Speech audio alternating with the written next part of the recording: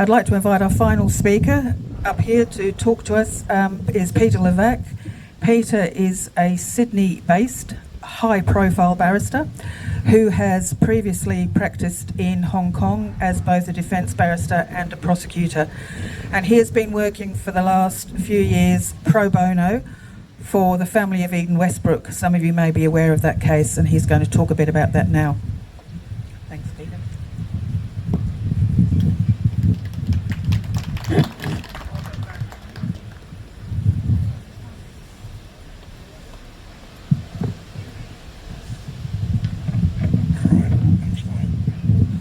Ladies and gentlemen, good morning. First of all, I want to thank you all for coming.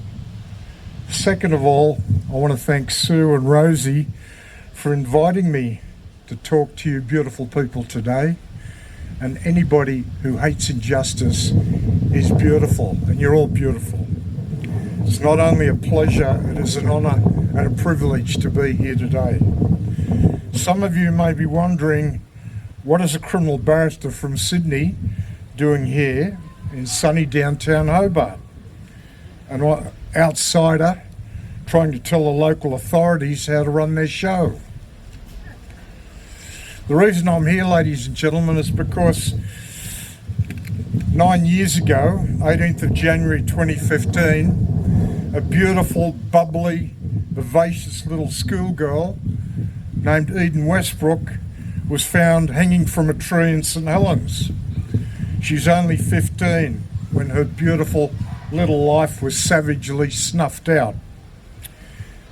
Her case is inextricably connected to Sue's case. The common denominator between the two cases is a badly broken, fatally flawed criminal justice system. And there are a number of strikingly similarities between the two cases, which I will deal with later on. Little Eden had been strung up in the tree to make it look like suicide, allegedly by two persons, a male and a female, whose names are known to us. There are a number of striking similarities between Eden's and Sue's case, and as I said, I'll deal with those a little bit later. What unfolded in the following hours, in the following days, in the following months, in the following years was an absolute horror story and a living nightmare, which no family, no parent should ever have to suffer. But suffer they did. For almost 9 years now, Eden's family, the Westbrooks, were let down every step of the way by Tasmanian authorities, the police, the judiciary, and the politicians. The horror started when police at the death scene left this little child hanging in the tree for several hours, exposed to gawking strangers who not only gawked but filmed her with mobile phones and cameras as she swung in the breeze, completely vulnerable and stripped of all dignity. But for the mobile phones and cameras, was like an 18th century hanging. But ladies and gentlemen, it got even worse. School kids going past in school buses were also filming her. And later, after school was cancelled for the day because of this tragedy, those same kids saw her again on the return journey because she was still hanging there. Then it got even worse. Mum and Dad, Amanda and Jason, who'd been frantically searching for their little girl all night, were tipped off by a neighbour that a body had been pulled out of Medea Cove and that it might be Eden. Mum jumped in a car and rushed towards Medea Cove.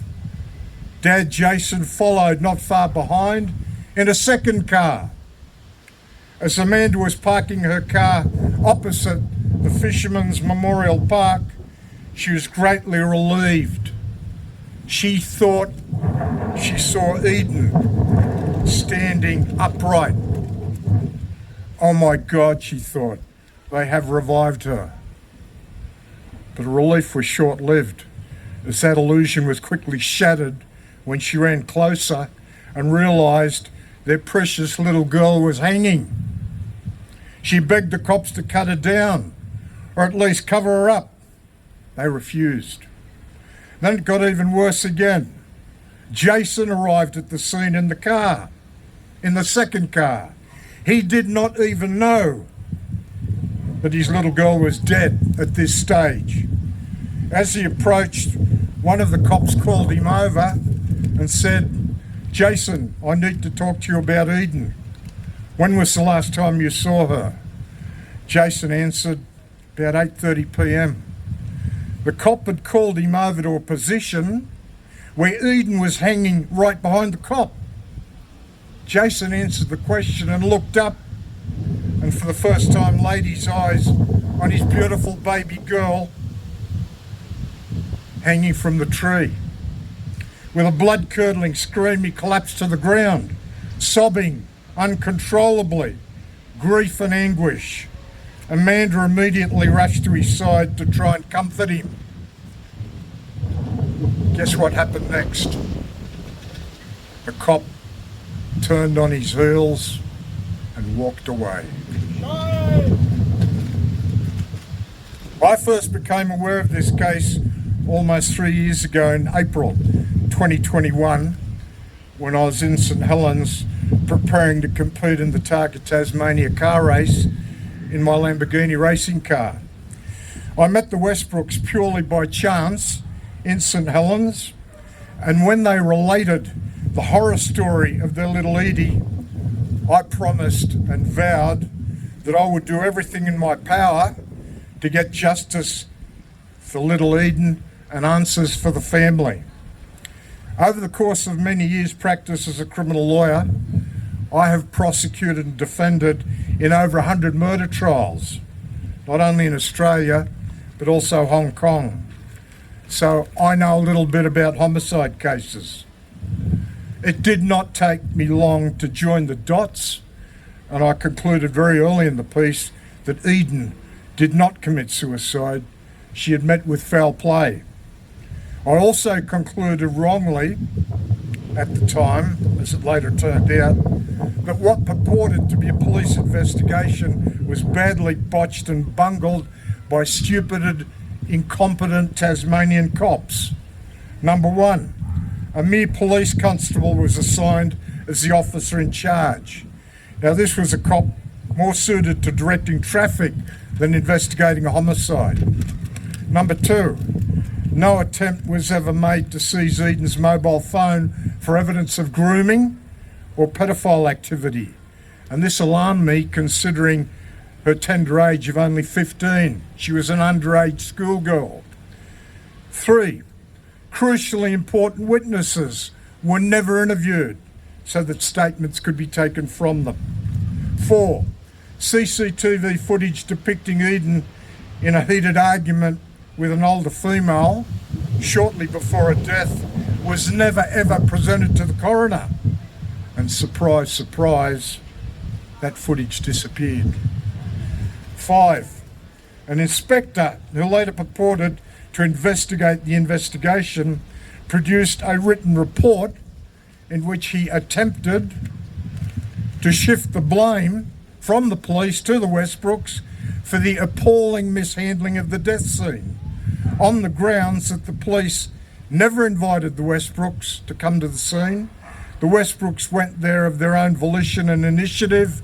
Therefore, the Westbrooks were responsible for what they saw, not the police. It absolutely beggars belief, this kind of bullshit from Tasmania Police. What initially caused me the greatest concern was that the gatekeeper for the coroner at that time was Tasmania's favourite pedophile cop, Senior Sergeant Paul Reynolds. This begged the question for me, why on earth was a pedophile cop supervising and overseeing the investigation into the death of an underage girl who we now know had herself been the victim of pedophile activity. As the coroner's gatekeeper, Reynolds was in a position to filter what went to the coroner and what did not go to the coroner.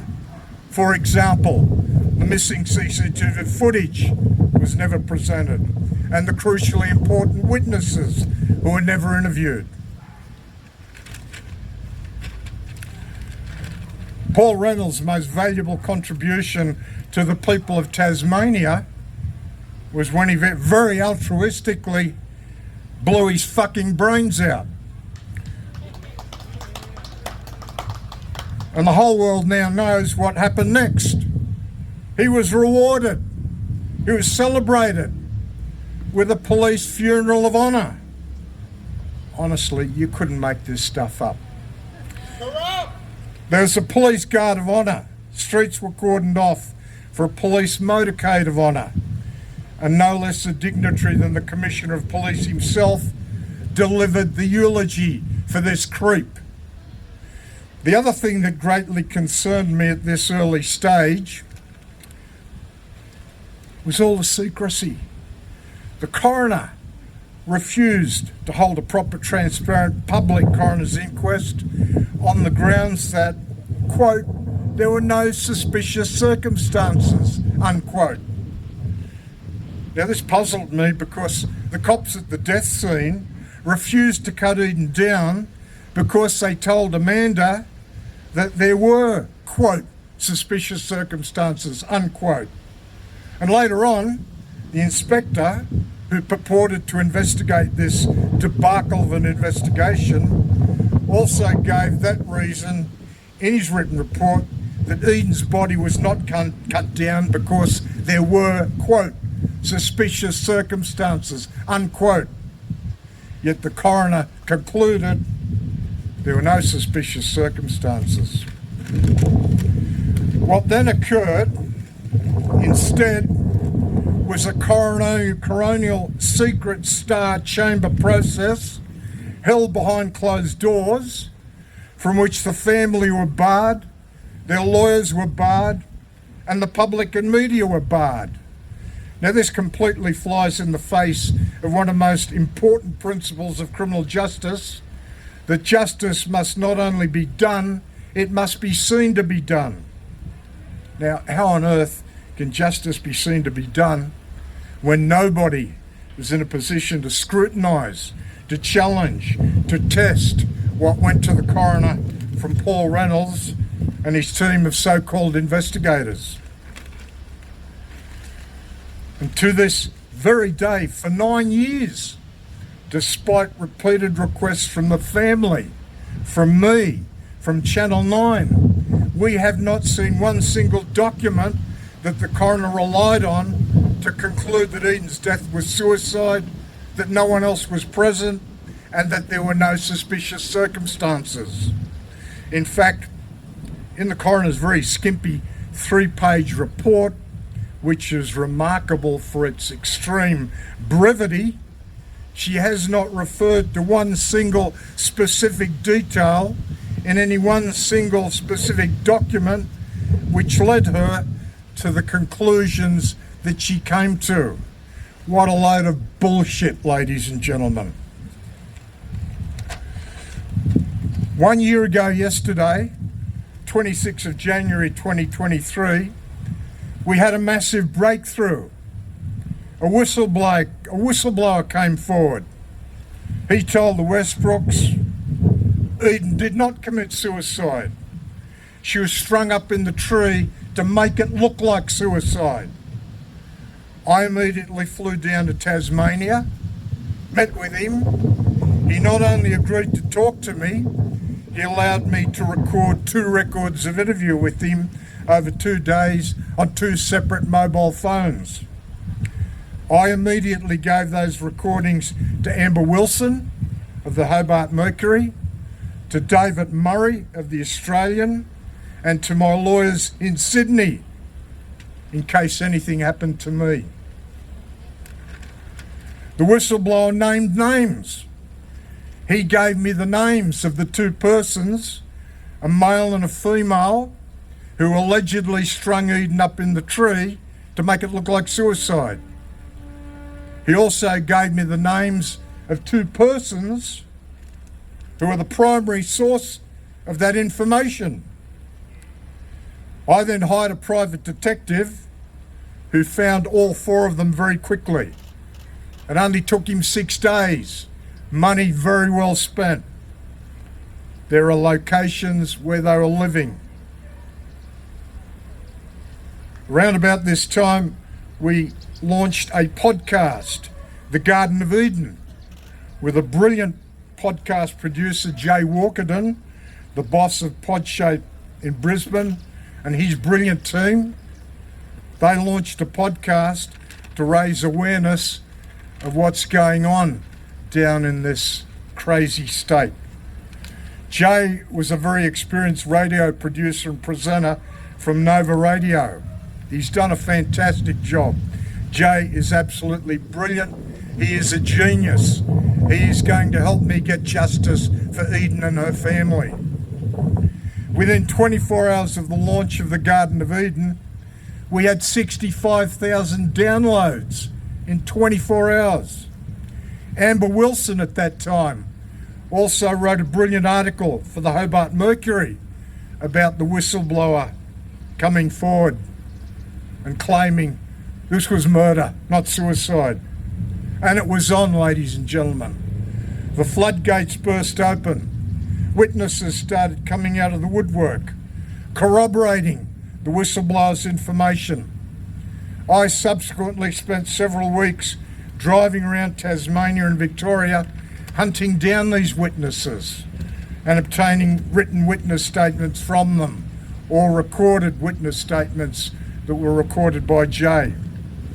It was at this time that I finally realised that my initial feelings that Eden's case was a botched and bungled investigation was completely wrong. We now had evidence from a number of witnesses who were alleging a police cover-up. Two witnesses who came forward attempted to report what they knew about the involvement of a woman we call Kate, her involvement in Eden's hanging. She tried to report that to St Helens Police Station with two girlfriends. And the allegation is that the cops weren't interested, didn't want to know, didn't take a single note, virtually told her to fuck off. Another witness who came forward to us told me the same story. She was a witness I'd found fairly recently in Victoria. She gave important evidence about the involvement of the woman Kate in Eden's hanging. She tried to report her information to St Helens Police over the telephone. She was similarly told, allegedly, virtually to go and fuck off. Been a proper investigation. There's a coroner's inquest. It's found to be suicide. Nothing more to see here. Go and get lost. That was the attitude of St Helens Police. It was even worse, ladies and gentlemen. One of these witnesses who tried in vain to report this to St Helens Police, shortly afterwards, she was allegedly subjected to a campaign of harassment and intimidation by a number of police officers. This campaign allegedly went on for almost 2 years, a campaign clearly designed to terrorise her into keeping her mouth shut about what she knew. These cops allegedly turned up at her house every day, every second day, sometimes twice a day, on the pretext, quote, that they were checking up on her, unquote. They sometimes pulled up alongside her in a police car in the street. They sometimes approached her in the supermarket. They even approached her on one occasion on the beach when she's trying to relax. Then even more witnesses came forward. We'd had information for quite a while that Eden was being groomed by a person in a position of power.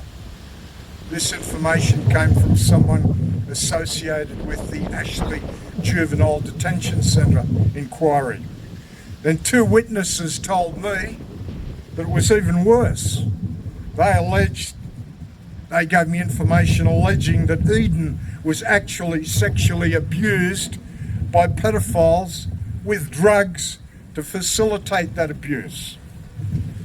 2 other witnesses came forward and gave us evidence alleging that a particular police officer was not only involved in pedophile activity himself, he was also allegedly involved in covering up the pedophile activity of a school teacher.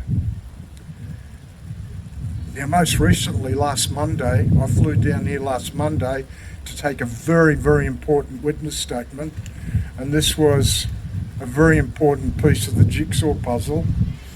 Eden's older sister, Justine, gave me a witness statement last Monday relating what had happened when she and their other sister, Hunter, went to the funeral home after Eden's death in a loving final gesture towards their little sister to apply makeup and lipstick to make her beautiful for her final last journey to meet her maker. During this loving gesture towards their little sister, they were horrified to discover significant bruising to her face, and her teeth were shattered. Now, to me, a criminal lawyer, that sets off alarm bells and red flags. That is consistent with blunt force trauma applied to Eden's face, most likely a punch or punches with a fist to knock her out or render her semi-conscious so that she's helpless to resist when the rope was placed around her neck and she is then hoisted up into the tree. The exact scenario described by our whistleblower almost a year earlier. Now, ladies and gentlemen, this is a very important piece of the jigsaw puzzle in that it makes a mockery of the coroner's finding that Eden suicided, that no one else was present, that there were no suspicious circumstances. And also, very importantly, it contradicts something the Chief Magistrate said in her written reasons for refusing to reopen Eden's case. The magistrate said this, quote, "There is no suggestion from the post-mortem report that Eden died from any other means other than hanging. There were no signs of trauma," quote unquote. Now, the big problem here is, ladies and gentlemen, with this massively contradictory evidence of little Justine and what the coroner and the Chief Magistrate claim, the big problem here is, where is this post-mortem report? We've never seen it. For 9 years it has been a mysterious secret. Even more recently, after repeated requests from the family, from me, from Channel 9, it is still being withheld by these authorities. I now want to deal briefly with the striking similarities between Sue's case and Eden's case, which make these 2 cases inextricably linked together. Number 1, both cases involved homicide. Number 2, both cases were a massive miscarriage of justice. Sue was wrongly and unjustly convicted and incarcerated for 13 years. Eden and her family have been denied justice for 9 years. 3, in both cases, a young female was allegedly present at the death scene. Megan Vass was allegedly present on the boat. Her DNA was on the boat. The woman called Kate was allegedly present at Eden's hanging. 4, in both cases, surprise, surprise, Tasmania police were involved. Number 5, in both cases, Sue and Eden and their families have been let down by a badly broken and fatally flawed Tasmanian criminal justice system. In both cases, this is number 6, in both cases, forensic roadblocks were put up by the authorities. In Sue's case, there was non-provision of forensic information under the right to information for many months now, and refusal in more recent months to respond to requests from Sue's legal team to access records relating to a critical exhibit with a view to independent expert DNA testing. In Eden's case, we have so far been denied access to absolutely everything that the coroner relied on. And last but not least, ladies and gentlemen, the real killers are still walking free. That's the crunch. So, Mr. Premier, Mr. Rockcliffe, you get paid the big bucks. The buck stops with you. Both these cases scream out for a proper, independent public inquiry headed by an independent, out-of-state judge, assisted by independent, out-of-state investigators, not Tasmania Police, skilled investigators who know what the fuck they're doing. The Garden of Eden now has over 4 million downloads all over the world. Mr. Rockcliffe, over 4 million people want to know what happened to little Edie. If you want to ignore 4 million people, Eden Westbrook will bring down your entire government and you with it. Jeremy, a criminal justice system that actually works is far more important than a Mickey Mouse footy stadium.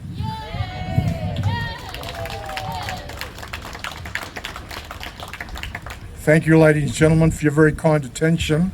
And I would urge all of you to listen to the Garden of Eden and tell all your friends. But a word of warning, have some tissues on hand. Thank you.